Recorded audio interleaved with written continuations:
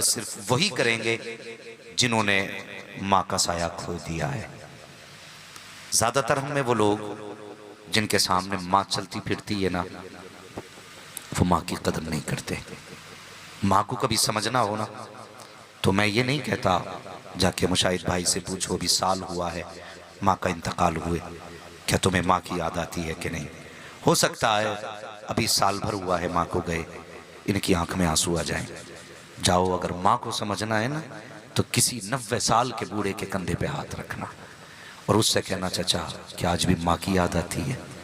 इतना कहने के बाद उसकी आंखों में झांक के देखना, उसकी आंखों की नमी बताएगी आज भी ऐसा लगता है जैसे माँ दरवाजे पे खड़े होकर आवाज दे रही है, यार कमर झुक गई है मगर माँ आज भी याद आती है। बाल सफेद हो गए हैं लेकिन माँ आज भी याद आती है। सोच भी नहीं सकते माँ कितनी अजीम दौलत है। कायनात में अगर सबसे पावरफुल शख्स कोई है तो वो सैयदा आमिना का शहजादा है। अगर सबसे ज्यादा अमीर कोई है तो अब्दुल्ला का लख्ते जिगर है। अगर कोई ऐसा शख्स जिसके कदमों में किसी चीज की कमी नहीं है तो वो हसनैन का नाना है। जिसको खुदा ने सब कुछ दिया है तो वो फातिमा ज़हरा का बाबा है। लेकिन आ तुझे बताऊं, फतह मक्का के बाद कुरान कहता है कि इस्लाम में लोग फौज दर फौज दाखिल होने लगे। अल्लाह अकबर। जब लोगों की फौजें इस्लाम में शामिल हुई, लोग नमाज पढ़ने के लिए मेरे हुजूर के पीछे मस्जिद नबवी में जमा हुए। हुजूर जब तशरीफ लाए तकरीबन 10,000 का मजमा सहाबा का था। कितना? सारे बोले कितना? 10,000 का मजमा सहाबाए कराम का। हुजूर तशरीफ लाए, जैसी हुजूर ने मस्जिद में कदम रखा 10,000 लोग खड़े हो गए। 10,000 लोग खड़े हो गए। जब 10,000 खड़े हुए ना, नबुव्वत वाला चेहरा लोगों की तरफ फिर गया। जैसी हुजूर ने 10,000 मजमे को देखा, हुजूर की चीख निकल गई। जैसे हुजूर रोए, सहाबा फरमाते हैं, खुद हजरत अबू हुरैरा फरमाते हैं, हुजूर इस दर्द के साथ रोए ना कि रोने की आवाज हुजूर के मुंह की बजाय सीने से भी आ रही थी। इस दर्द से हुजूर रोए और हुजूर ने नमाज पढ़ाई। उसके बाद जब लोग चले गए, अबू बकर कदमों में बैठे, कहने लगे मेरे आका मेरे माँ बाप कुर्बान हो, आज तो रोने का दिन नहीं था, आज 10,000 का मजमा था आका, आज तो खुशियों का दिन था, मेरे माँ बाप कुर्बान हो जाए, मेरे हुजूर रो क्यों दिए। मेरे हुजूर ने अबू बकर का चेहरा देखा, फरमाने लगे अबू बकर आज मोहम्मद को माँ आमिना की याद ने रुला दिया था। अल्लाह अकबर। इतना सुना हजरत अबू बकर भी रोने लग गए, या रसूल अल्लाह आज माँ की याद आई किस लिए। मेरे हुजूर फरमाते हैं आज 10,000 लोग मेरे लिए खड़े हुए, मेरे दिल ने कहा काश आज मेरी माँ आमिना होती। अल्लाह अकबर। सोचने की बात है प्यारे, मेरे हुजूर की जिंदगी आप देखते चलो, क्यों आज रोए हैं हुजूर। जब हुजूर पैदा नहीं हुए थे उसी वक्त हजरत अब्दुल्ला का इंतकाल हुआ। हुजूर दुनिया में जलवगर हुए, 6 साल की उम्र शरीफ की थी कि माँ के साथ आप वालिद की कब्र अनवर पर गए। कुछ दिन ननिहाल में मेरे हुजूर ने गुजारे हैं। 6 साल की उम्र शरीफ में मेरे हुजूर ननिहाल में कुछ दिन गुजार के वापस आ रहे थे कि रास्ते में सैयदा आमिना की तबीयत खराब हुई, बुखार की शिद्दत बढ़ी, इतनी तबीयत खराब हुई आप सवारी पे बैठ न सकी। जब आप न बैठने के काबिल रही, कहने लगी कि रोको काफिले वालों, अब मैं सवारी पे बैठ नहीं सकती। सुने जो माँ को गालियां देते हैं, सुने जो माँ को हिकारत की निगाह से देखते हैं, माँ क्या होती है। अल्लाह अकबर। हुजूर की जिंदगी देखो प्यारे, हजरत आमिना सवारी से उतरी, मेरे नबी की उम्र शरीफ 6 साल है, हुजूर को सामने बैठाया है। काफिले वालों ने इंतजार किया, तबीयत बिगड़ती गई। काफिले वाले कहते आमिना बता तो सही साथ जाना है कि ठहरना है, अगर साथ चलना है तो चलिए वरना हमें जाने की इजाजत दीजिए। जैसे जैसे वक्त गुजर रहा है शाम करीब आ रही है, अगर रात हो गई तो जंगल में जानवरों का खतरा है, जान का खतरा हो जाएगा। अल्लाह अकबर। जरा बता तो सही, मक्का शरीफ भी दूर है, मदीना शरीफ भी दूर है, करीब करीब कोई बस्ती नजर नहीं आ रही है, काफिला है कि जाने की बात कर रहा है, सूरज है कि अपनी मंजिलों की तरफ रवा दवा है, अंधेरा करीब से करीब तर होता जा रहा है। जब काफिले ने जाने की बात की थी, मुझे बता तो सही 6 साल के बेटे के जिगर पे क्या गुजरी होगी। जब काफिले ने छोड़ने की बात की होगी तो मेरे हुजूर के कलेजे पे क्या गुजरी होगी। काफिले ने कहा था उम्मे ऐमन जरा पता तो करो, हमें जाने की इजाजत दी जा रही है, ये खुद चलने के लिए तैयार हैं। जब उम्मे ऐमन ने इतना सुना, आंख में उम्मे ऐमन की आंसू आए और चेहरा मेरे हुजूर का देखने लग गई। हुजूर ने माँ के चेहरे की तरफ देखा, माँ ने बेटे के चेहरे को देख के कहा था बेटे ने जाने की इजाजत दे दो। अल्लाह अकबर। जब काफिला जा रहा था, क्या मंजर था उस वक्त वक्त मकाम अगवा का, कभी हुजूर छुपते हुए सूरज को देख रहे हैं, कभी जाते हुए काफिले को देख रहे हैं। काफिला चला गया, मेरे हुजूर की निगाहें माँ के चेहरे अनवर पे जाके थम जाती हैं। अल्लाह अकबर, उम्मे ऐमन की मौत उम्मे ऐमन देख रही हैं। सैयदा आमीना की मौत का वक्त करीब आया है। माँ हुआ करती है जो परदेश जाकर के माँ बाप को भूल जाया करते हैं। उनसे सिर्फ एक गुजारिश करना चाहता हूँ प्यारे, परदेश पैसा कमाने जाओ तुम्हारा हक है, दौलत इकट्ठा करो तुम्हारा हक है, लेकिन कभी कभी माँ बाप को फोन पे बात भी कर लिया करो, इन्हें चेहरे भी दिखा दिया करो। तुम परदेश में 6-6 महीने तक माँ को फोन नहीं करते हो। जब माँ बाप हमसे आके शिकायत करते हैं, मौलाना कोई तावीज कर दे, बेटे को 3 महीने हो गए फोन नहीं आया है, कहीं किसी ने बेटे की नीयत तो नहीं बदल दी है, कहीं उसको किसी ने अपनी तरफ तो नहीं फेर लिया है, उस वक्त कलेजा टुकड़े टुकड़े होता है। परदेश जाकर के दौलत की चमक ने तुम्हें इतना अंधा कर दिया है कि माँ को फोन पे बात करने तक का तुम्हें वक्त नहीं मिलता है। कितने जवानों की कहानी तुम्हें सुनाऊं साहिब, हमने माँ बाप को ऐसे भी तड़पते देखा है, कहते तबीयत खराब है, बेटा है कि आने का नाम नहीं लेता है, मौलाना कोई तावीज कर दो कि बेटा पलट आए। बाप फोन करके कहता बेटे जिंदगी के आखिरी लम्हे लग रहे हैं, तो बेटा फोन करके उधर से कहता है अब्बा मैंने 10,000 खाते में लगा दिए हैं और तुझे शर्म आनी चाहिए,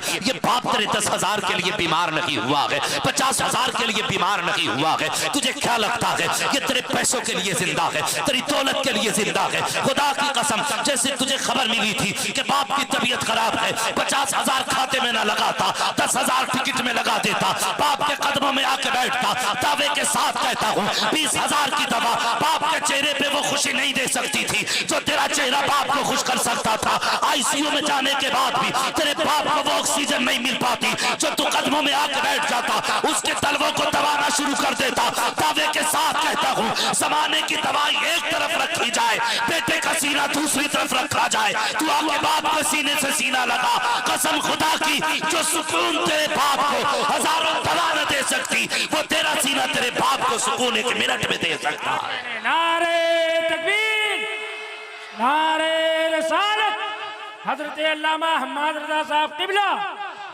जिंदाबाद जिंदाबाद जिंदाबाद। परदेश जाकर के माँ बाप को भूल जाते हो, तुम्हें क्या पता माँ बाप ने तुम्हें कैसे पाला है। हाँ दौलत कमाओ, जरूरत है तुम्हारी, लेकिन नसीब वाले हैं वो बेटे जिनकी दौलत खर्च करने के लिए माँ बाप जिंदा है। हाँ अगर तुम्हारे पास कोई जन्नत में जाने का टिकट हो तो मुझे भी दे दो, मैं तुमसे ज्यादा तलबगार हूं जन्नत का, लेकिन याद रखो अगर माँ बाप नाराज हैं तो तुम्हें कोई भी जन्नत का टिकट नहीं दे सकता। ये मेरी बात याद रखना।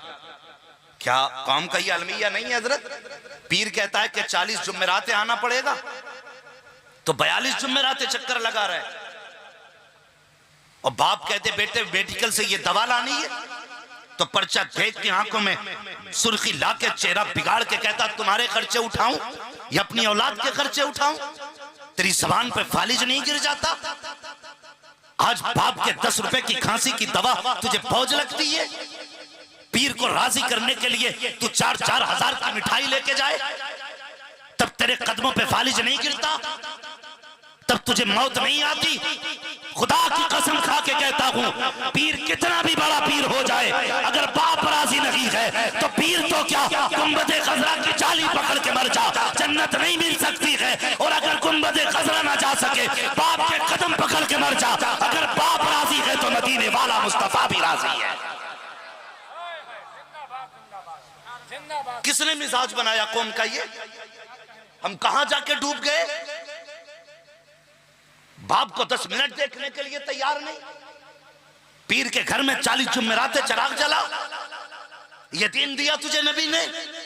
मेरे हुजूर की बारगाह में सहाबी आए, कहने लगे हुजूर जंग में जाना चाहता हूं। मेरे हुजूर ने क्या फरमाया?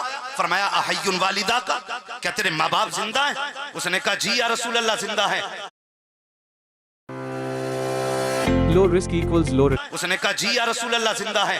कहा कैसे? कहा हुजूर बूढ़े हो चुके हैं। मेरे हुजूर ने फरमाया वापस चला जा। आका मुझे जिहाद का सवाब नहीं मिलेगा? मेरे हुजूर फरमाते हैं जा, जब तू आया था तेरे माँ बाप का हाल क्या था?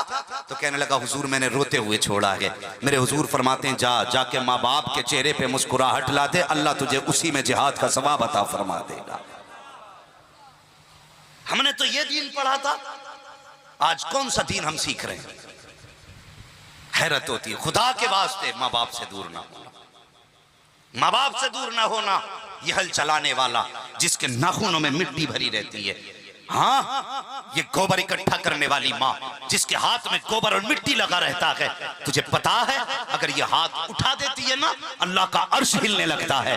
जरूरी नहीं है माँ राबिया बसरिया हो तब दुआएं कबूल हो, माँ फातिमा जहरा हो तब दुआएं कबूल हो, माँ फातिमा उम्मुल खैर हो तब दुआएं कबूल हो। नहीं, माँ माँ होती है, अगर गोबर हाथ में लगा के फिर भी बेटे के लिए हाथ उठा देती है, अल्लाह का अर्श हिलने लग जाता है। रब फरमाता अर्श क्यों हिल रहा है? वो कहता मालिक देख, एक बंदी ने माँ ने बेटे के लिए हाथ उठा दिए हैं, कब तू कब तक हिलेगा? कब जब तक इसकी दुआ कबूल नहीं होगी उस वक्त तक हिलता रहूंगा। रब फरमाता सुन, तूने बाद में देखा है, मैंने माँ के हाथों को पहले देख लिया है और रह गई मकबूलियत की बात, तो तूने कहा बाद में है, हाथ इसने बाद में उठाए हैं, मकबूलियत की जमानत मैंने माँ के हाथों को पहले अता फरमा दी है।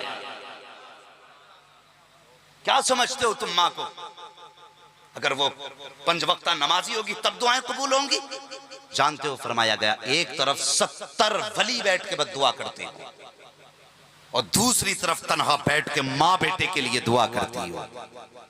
फरमाया गया अल्लाह 70 वलियों की टाल देगा लेकिन बेटे के हक में माँ की, बोले माँ की, और जोर से माँ की नहीं टालेगा। क्या ये होता नहीं है?